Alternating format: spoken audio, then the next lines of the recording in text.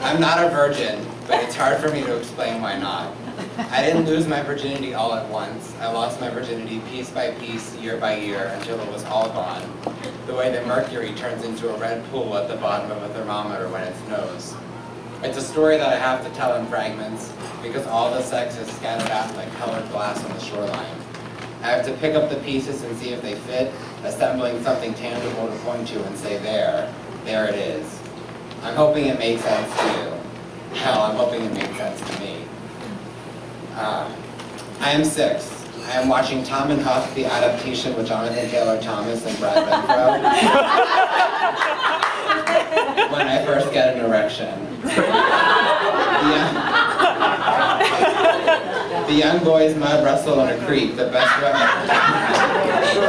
best way to settle any argument or disagreement. At this stage, I don't know the implications of the miniature tent being pitched in my pants. I only know that I want to take part in what I see before me, perhaps in some sort of tag team scenario. If Brad gets tired, he can tag me in, and I can push Jonathan Taylor Thomas flat on his back, running my fingers through his white blonde hair. That night I lay face down onto my bed, pressing my midsection deep into the mattress. I am 9, it is summer. My mother has just had her miscarriage, so I'm living with my best friend and neighbor Marcus while she disappears. Marcus and I are best friends from the day we swapped sandwiches during a kindergarten field trip to Storybook Land, a now closed amusement park with attractions modeled after nursery rhymes. It is the only place in the world where you can sit in the vagina of Mother Goose and eat tilts and whirls. Both of our mothers have packed our lunches irresponsibly, so we trade. After the sandwiches, we are inseparable. We both join Farm League Baseball and both last roughly 3 games before begging to quit. After our second divorce, my mother even relocates us to Berryman's Branch, the trailer park that Marcus lives in. All of the streets in the development are named for fruits. And looking back, it is the most obvious form of irony by which to frame my sexuality. We spend our summers in the public pool, our fingers permanently pruned by the chlorine. The pool closes for a week when the older boys get into a fight and Jared hits his head on the cement and bleeds red into the pool. We would feel bad if he hadn't made us put our hands down his pants to get our bicycles back from him once. With the pool closed, we run through the sprinklers in front of the development until we are asked to please leave. At night, we watch Dennis the Menace, or whatever else is on. Sometimes his father, who is always limping for one reason or another, comes out to watch Buck Off, a show on the Hunting Channel that replays Kills of the Week. We usually go to bed when he does that. Though he is 5, Marcus's younger brother Anthony still sleeps with his parents, so his room becomes my room at the end of the usual night on Knot 23. But tonight is not a usual night. Tonight we are insomniacs and begin rummaging through the fridge, devouring leftover Chinese food and ice cream sandwiches. Then we decide to build a fort in his living room, only to give up when we realize that our illusions of grandeur will fail for the living room square footage. Marcus puts in the VHS tape of Halloween, and we watch Jamie Lee Curtis run down the corridors of a vacant hospital. Marcus throws the remote on the floor and the TV switches off. I'm bored, he says, which means scared. We decide to try sleeping again. I begin to doze off until I hear a faint whisper at the door. What? I yell in a whisper. He repeats, but I still can't hear him. Just come in then, he says. I get out from under his brother's Scooby-Doo sheets and walk towards his room, rubbing my eyes. Let me guess, I say. You're scared. Am not, he says. Then go to bed, I say, and begin to walk out of the room. Wait, he stops me. Do you know what masturbating is? It is the first time I've heard the word, and I hate to admit it. Even at a young age, I pride myself on knowing far more than he does. 10 years later, this still rings true. No, I say, what is masturbating? Marcus laughs, knowing he's one-upped me. He tells me it's like sex, and that Nikki, our friend from the trailer park, showed him last week. What do you mean it's like sex, I say. Take your pants off and I'll show you, he says. I oblige, moving my shorts and boxers down to the floor. He does the same and we sprawl out across his bedroom, legs and arms akimbo on the carpet. Okay, he says, now just grab your cock and kind of stroke it. What? Just like stroke it, up and down. Get a grip. Is it hard? Ever the paranoid, I respond nervously. Is that bad? No. Just do what I said until you feel something.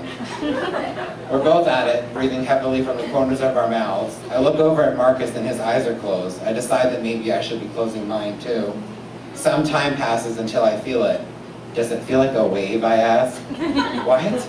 How do I know it's done? Does it feel like a wave? Yeah, he says, exhaling, like a wave. We stay there for a minute or so, both unsure about what it is that we're supposed to do or say. I look up at the glow-in-the-dark galaxy on Marcus's ceiling, and the quarter moon is about to fall. I'm 11. Marcus and I are on opposite couches watching Halloween again. We now know it word for word, but we still jump at the scary parts. We think that most of the characters have it coming, but with how slow they run. As the end credits roll, it starts, the silence between us. We are both thinking it, but neither of us have the guts to say it. We both know what we want to happen now that everyone is asleep, now that we're a little bit scared. Marcus gets up and puts in the second installment of the series and sits back down. In my peripheral vision, I see Marcus with his hands down his pants. He has moved his blanket halfway down, as if to say, look if you want to. I'm doing the same. In the movie, a teenager who is dressed up as Michael Myers is mistakenly shot. Finally, I come out with it. Do you want to do stuff, I say? This is our party line. Do you want to do stuff? It's adolescent and innocent. Stuff has no connotation attached to it. Do you want to do stuff? It feels okay to say as a sixth grader. It's better than, hey, let's blow each other now. Marcus nods his head yes and turns off the TV. He tiptoes down the hallway and puts his ear against his parents' bedroom door. He shakes his head as if to say yes, they are snoring. I turn to walk into his room and wait on the bed nervously. He closes the door quietly so that it doesn't creak. So what do you want to do, he says. I don't know. Yes, I do. Oh, well, do you want to do me for like 40 and then I'll do you for 40? Yeah, I say, that sounds good.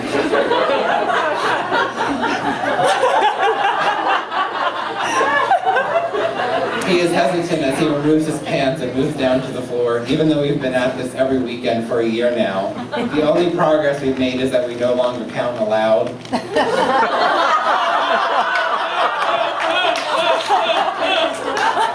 I still, however, don't know what to do with my hands. Do I hold his dick?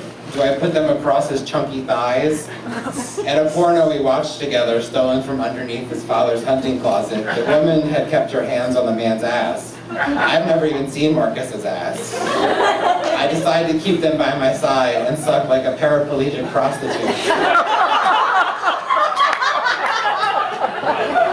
Estimating the 40 seconds in my head. I stop, wipe my mouth, and we switch positions silently. A month later, Marcus is getting braces, so I enjoy this one more than most. Cognizant of the pain that metal wires may soon be bringing to my penis.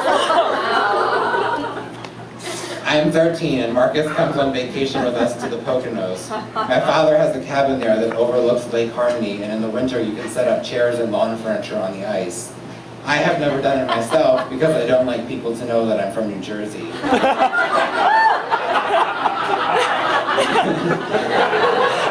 Marcus and I share the bedroom with twin beds. My father is asleep by 9:30, though still claims he's not addicted to Ambien. So Marcus and I watch Wrong Turn, a cannibal movie with that actress from Buffy whose name we can't remember, until we decide to go to bed. Marcus texts me, I'm in the mood to give a good blowjob. Because he's better with words when they don't have to come out of his mouth. I erase it and write, I'm in the mood to get one, because so am I. Marcus slowly gets out of his bed and I sit up in mine, pushing my nylon shorts to my ankles. Marcus goes straight to work. The brace is only hurting a little bit, but then I realize we never established any sort of time limit.